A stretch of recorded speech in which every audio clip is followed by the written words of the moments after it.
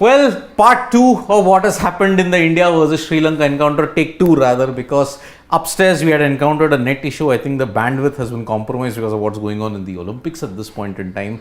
But the short and simple story is we all thought that India were going to be the runaway victors in the clash versus Sri Lanka. We all thought that perhaps they were 20-30 runs under par. But no. Looking at 231 thanks to Vellalage's 50, which was so vital. Akshar Patel, Shivam Dube, Kuldeep Yadav, we are batting until number 9. Rohit Sharma hit a 50 of 47 balls. We were wondering, man, oh man, can India chase it down? How quickly? We said 40 overs, we will win by 7 wickets. There was a misconception, maybe you lose 7 wickets. I said 37 overs India will chase it down. Nothing happened because in 47.5 overs, the match was tied. And because of the tied match now, Gautam Gambhir's first ODI as the head coach, the return of the Roko Jodi, you are now seeing, okay, is there a problem area that we have to work with? Because Shivam Dube played inside the line, he couldn't take India over.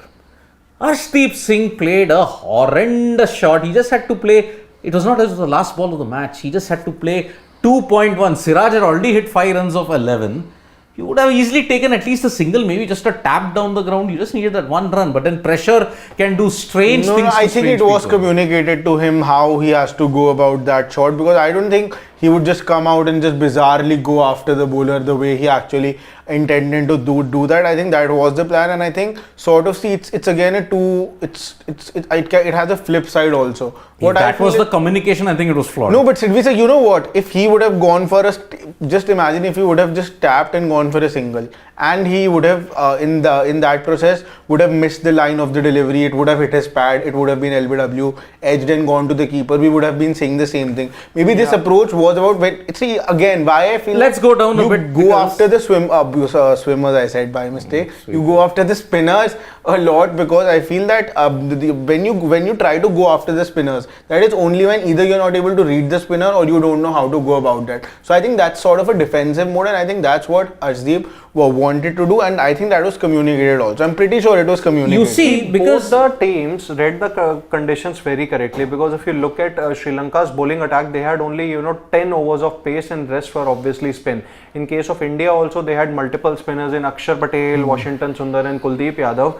But I'm pretty much sure that India did not expect this amount of turn to happen in the second innings, because in the first innings also, Indian bowlers did get a lot of purchase, but it wasn't really that much which Sri Lankan spinners got in Vellalage, Dhananjaya and Hasaranga and Asalanka for that matter. It wasn't really that,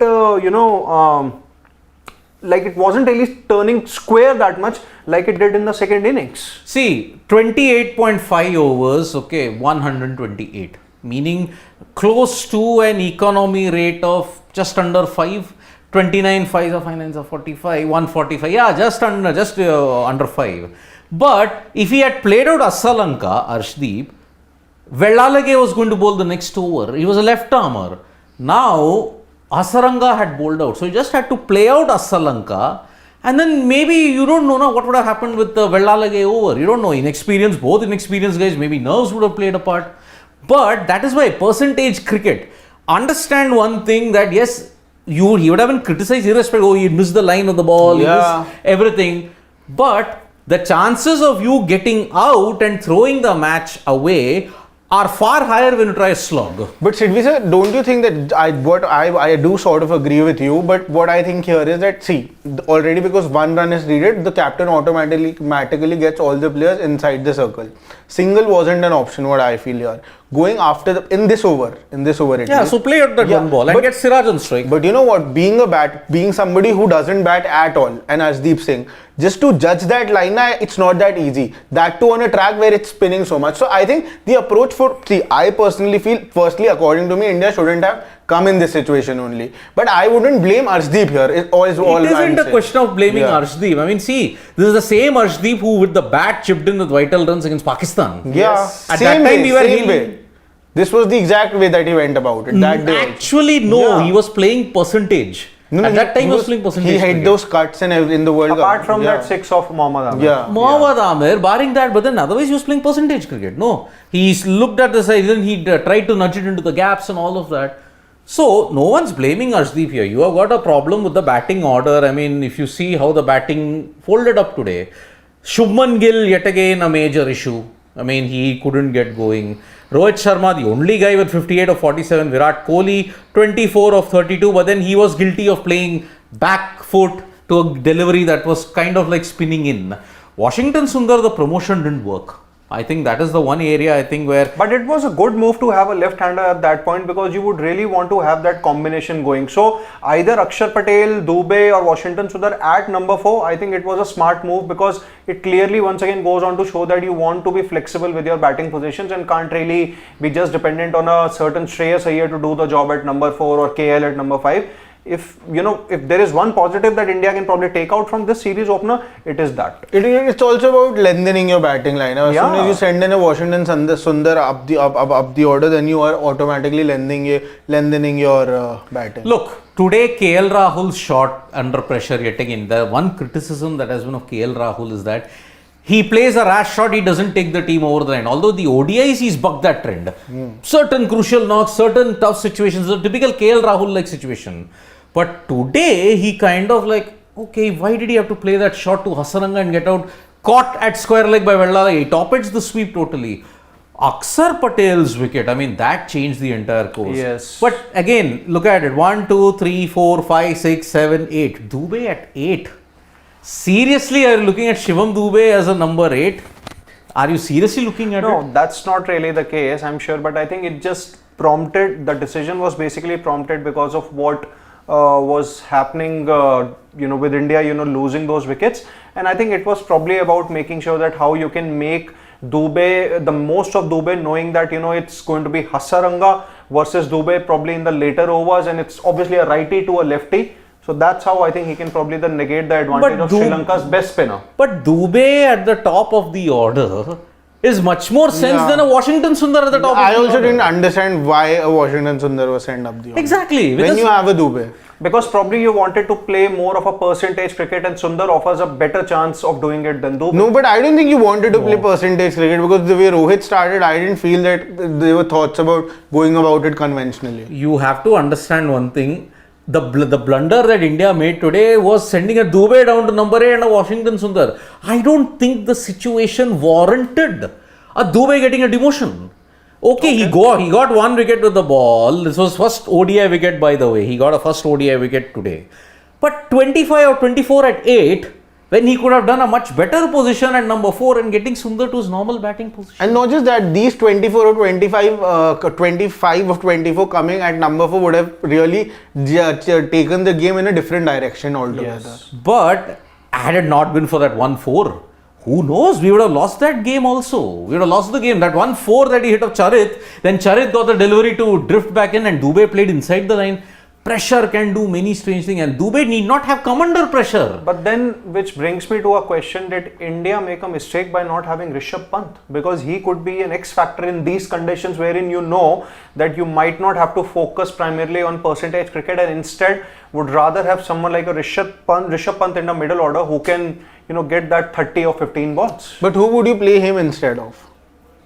Drop maybe, I think Dubey. Maybe Dubey or Washington Sundar, either of... No, Washington's a spinner. In this kind of situation, you can't drop a spinner. So then but both of them give you bowling options. I see, again, we need to think about that the team is not thinking about this series, what I see of this. It's about the planning going ahead. They want to give opportunities to the players who are in the scheme of things moving ahead. If a Rishabh Pant warrants a place in this side, it is only in place of a KL Rahul.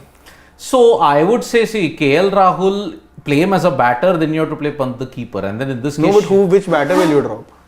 I would say... definitely missing Hardik Pandya. No, but Shivam Dubey... But if Hardik Pandya is, then Shivam Dubey doesn't start. Yeah, for sure. That's clearly. If Hardik was there, then they will finish the game. So which anyways, what Shivam is basically trying to say is that India missed Hardik Pandya, but there is one more thing that can be inferred from his statement is Rishabh Pant might have to earn his place in the ODI team back again.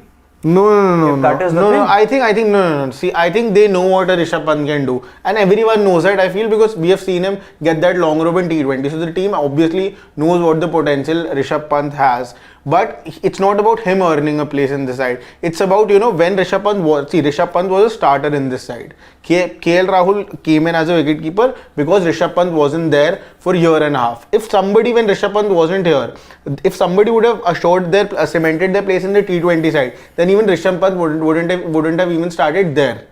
But because there was nobody there, nobody cemented it there, Rishabh Pant started there. Here, because of the performances KL Rahul has given, now when KL Rahul has a dip in form, only then can Rishabh Pant come back. Because otherwise, how will he show his... You can fit in a KL Rahul. I mean, you can fit in a Rishabh Pant. I'll tell you how. Shreyas Iyer.